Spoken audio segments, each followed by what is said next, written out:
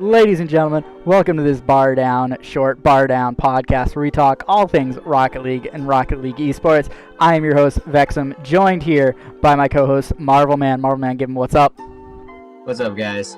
Today we're going to be discussing the Rocket League fan clash, some of the pitfalls of the event, some suggestions to fix it, and our overall final thoughts, because I know the internet, social media, Reddit, Twitter is up in arms with this entire event. So let's go ahead and jump right into it.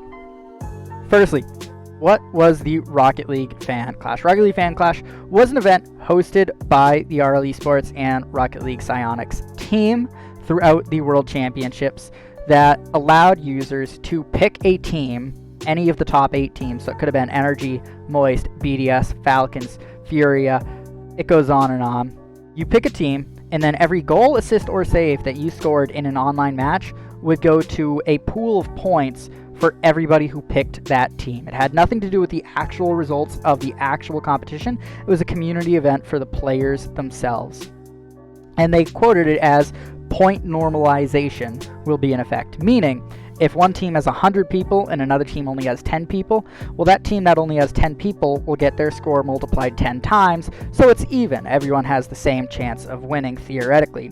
And it comes down to what team with their players is essentially the sweatiest and has the most goals, saves, or assists. But there were some major problems with this event. First and foremost, as with almost anything Psionics in Rocket League, a clear lack of communication. The site detailed largely how the event would run and some of the rewards that you would earn, as well as they really promoted this point normalization to promote people picking teams that might be less popular, letting you know that you will have the same chance as a more popular team. But in there kind of lied one of the issues, and we'll get to that in just a minute. But one of the clear glaring issues, and it was something that we noticed right away, Marvel, was there was no clear time frame on how late you can sign up. And so we theorized a lot of people were going to wait until last minute and just sign up for the team who was in first place. This, of course, causes a foreseeable problem where if you have point normalization, if you have an influx of people coming in last minute, it's going to drop that team's score and could cause some problems when you go ahead and finish, final 5-10 minutes of the event. There was also no end time of the event, so no one was really sure when it was going to end. It said alongside the Rocket League World Championships, but did that mean the conclusion of the broadcast? Did that mean the conclusion of the final game of the World Championship game? Did that mean, 10 o'clock that night, which was the cleanest hour after the event? Did that mean 12 a.m.? No one was quite sure what this meant, the actual end time, the deadline for signing up for teams. And there was just a lot more questions than there really should have been. It seemed, rather poorly planned out, or at least communicated. And that was one of the issues. And, Marman, I'm curious, did you have any other problems in your experience that you would like to highlight? No, not really. I would argue that another problem, now thinking about it, would probably also be just the reward system as well. They did not have a very strong reward system. The reward, for the people at home wondering what it was an golden, oh my goodness, what was the name of it? It was a golden ballistic pro goal explosion, similar to the pro wheels they give out for RLCS Worlds. They're golden. Yeah. They look great. They took one of the RLCS goal explosions, the ballistic, and painted it gold. It looks actually terrific. It looks awesome. And that was only for the first place team. The first place team also got an exclusive title. That was Team Titan and an import drop. Then second place got an import drop and a very rare drop. Third and fourth got a very rare and a rare. Fifth and sixth got a very rare and a rare. Seventh, eighth got a rare and a uncommon. It like the drops just kept going down in value, and they're also untradeable. So if you made multiple accounts just to try to cheat the system a little bit, not gonna work for you. So I kind of like that, but it also means you're gonna have drops that you can't trade. But also, I learned this, you can't trade them up. So if you get an item, you can't use it for your trade ups to get an item for yourself. Even if it results in an untradeable item for yourself, it won't let you even do that, I've heard reports of. And so that was a major issue. And kind of piggybacking off you, then I'll toss back to you, Marvel, if you have any other problems that you had with the event, was if you're an individual grinder, you're a person who put, 1,000, 2,000 score up for your team, there was no way to guarantee you would be rewarded for that because it was all based off everybody in your team. There was no individual statistic to help, guarantee that you, if you worked hard enough, would get the rewards that you deserve. And so that was a huge problem that I thought of as well. But Marvel Man, did you have any other problems that you wanted to discuss with the event? Just my main one was mainly just the prizes. I feel that maybe there could have been a little bit more to it, but yeah, definitely just the only good and decent prize was the goal explosion. Felt a little just off to me, like he couldn't have offered a little bit more. And especially like I understand why that wouldn't be tradable. That's like alpha boost level kind of like, oh, you won, like you deserve that goal explosion. But it also, why the drops? Like if somebody wants to trade a drop, let them do so. Like it doesn't really matter. That's on them if they want to trade a drop or trade it up or whatever.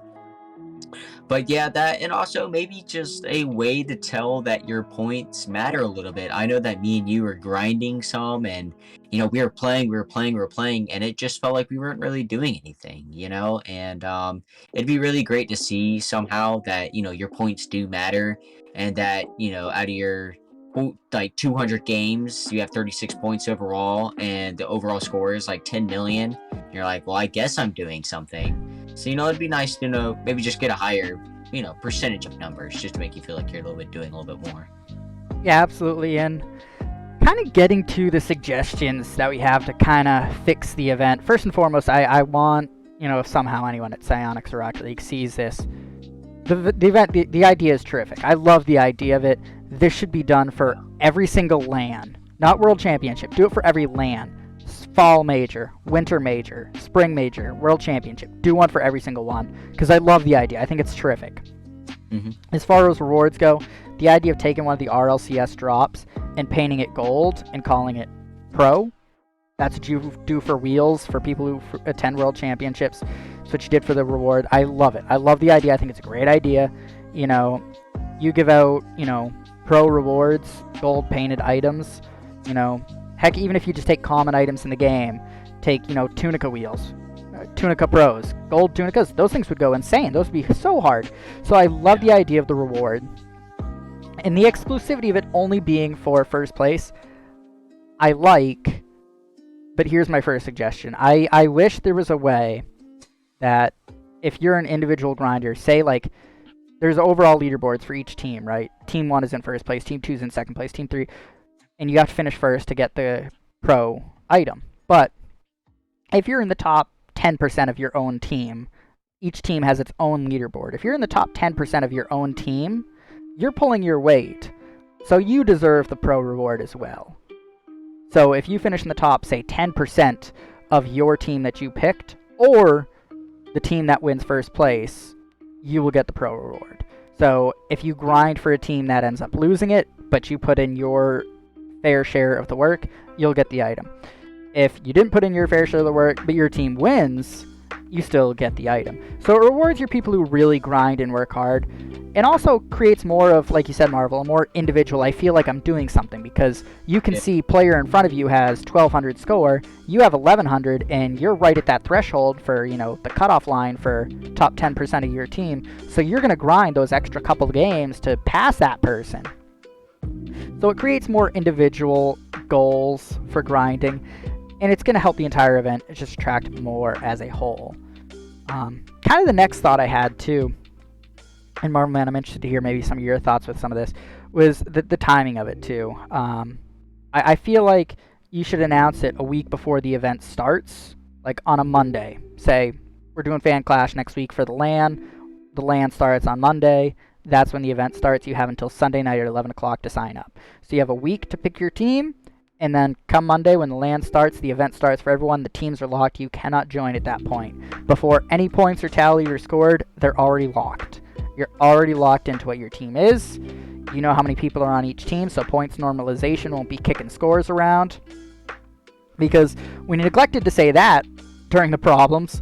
The problem the reason everyone's up in arms, Moist was winning at the time the event closed, but due to people coming on last minute and point normalization, it knocked Moist down about 2,000 points, which then made NRG the winners. The problem being, it said for most people, right at the end of the event, Moist had won, people started celebrating, being happy they won, and then after the fact, after the event already had closed, points were taken away, NRG was now winning, and then it actually flip-flopped about 4 or 5 times following the event over about a 12-hour span, so definitely not a great implementation there. And so that's kind of one of the main controversies around it. And they did rectify it by giving both NRG and Moist first place rewards. But, definitely that was one of the problems. And doing this kind of waiting, a week before sign up for your team, and then the night before the event starts is things close. Marvin, your thoughts on that? Yeah, first off, before I say anything, I'm agreeing with you 100%. Psionics, this is a great idea, and I really think that you should keep doing it. And, there's nothing against you this time. I understand, lesson learned. You went in and you tried something new, and some things happened, and, it didn't go quite your way, but now you learned. Let's make it a little bit better. And I really think that this is something for the community to just, get really absorbed in, bring us all together into something, and it really helps. And I agree that there needs to be a cutoff date. It could be announced before, and the cutoff date is on the start of, the actual series there, or just 48 hours from the announcement point is probably when it needs to be cut off. Enough said. Anything past that is kind of you messed up. You missed your time. Sorry. Better luck next time. And if it's going to be that frequent, not only can there be rotation of rewards, so maybe we might see the Ballistic Pro again, but maybe that'll be I don't know, five turnarounds. Maybe there's a different reward, and you get another chance to get Ballistic Pro again. Sadly, people who already have it, it's kind of tough, but it's still fun to watch, and it still gives the people who missed it the first time to get another chance at it. So I definitely think that is something.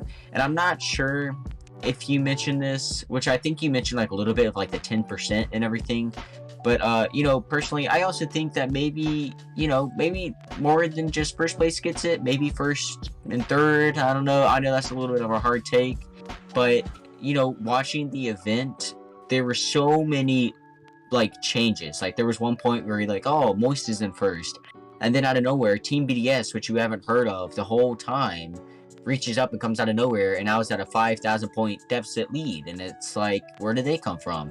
And then Falcons comes in, and then NRG comes in, and then Moist is back, and now BDS is at the very bottom, and now Fury is coming, and it's everybody's just always changing places, and so it's really hard to keep up with who's going to take it. And they're still working on it, they're still fixing it, so maybe they'll come up with a better solution. But I definitely think that, for the time being, maybe there should be a little bit broader of a winner gap there. So hopefully they do something like that. But I really like the idea of this, and I definitely think it gets people grinding the game, gets people out there, and I would also like to see maybe if you party up with somebody, you can get a benefit of bonus points almost, so then that would help out people, who party up together all the time. They can get a 30% point booster, or something like that, because many games have something like that, so that'd be very interesting to see. But yeah, that's pretty much all I have. Yeah, absolutely. And honestly, I'm kind of fine with the first place exclusivity as long as there's a top 10% for each team. So that way your people who are grinding and really want to earn it will all have a fair shot. And also it will make sure that people don't just bandwagon onto the most popular teams. You can truly pick any team, because if you work hard enough, you're going to get the reward that you want. So first place, get the pro reward, and then top 10% or whatever it works out to be of every other team also gets the pro reward.